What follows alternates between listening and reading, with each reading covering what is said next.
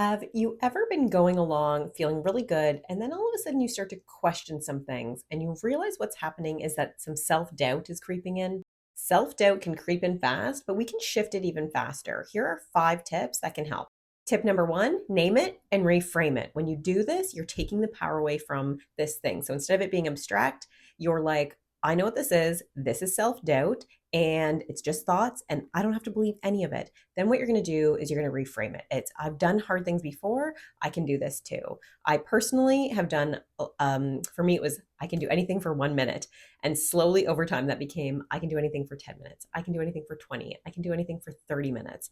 And I found that as a really powerful motivator for myself in overcoming any sort of self doubt that would start to happen. Tip two, take one small step. So when you do this, action creates momentum. So basically think of it as like doubt hates movement. Doubt hates it when you do anything. But when you take one little step, you're basically proving or showing to yourself that you don't believe the thoughts that are creeping into your head. Tip three would be to anchor to evidence. I want you to think of a time where you've done it in the past. That's proof. You can do it again. Tip four would be to speak power into the moment. So, what self doubt is, right, is it's a bunch of thoughts and a story that's starting to create itself in your head. And so, right away, what you want to do is take the power away from whatever that conversation is that's going on. And you can do that by just saying, I can do this. I've got this.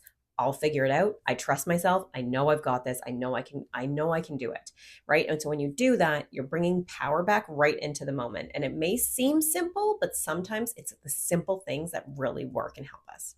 Tip five would be to flip the script. So, what'll happen a lot of the time is we start with a question. So, we'll ask ourselves something like, what if I fail? What if I embarrass myself? What if this happens? Or what if that happens, right? These worst case scenarios, which then creates a story that starts spinning in your head. And so, when you do that, you're really sort of feeding into self doubt.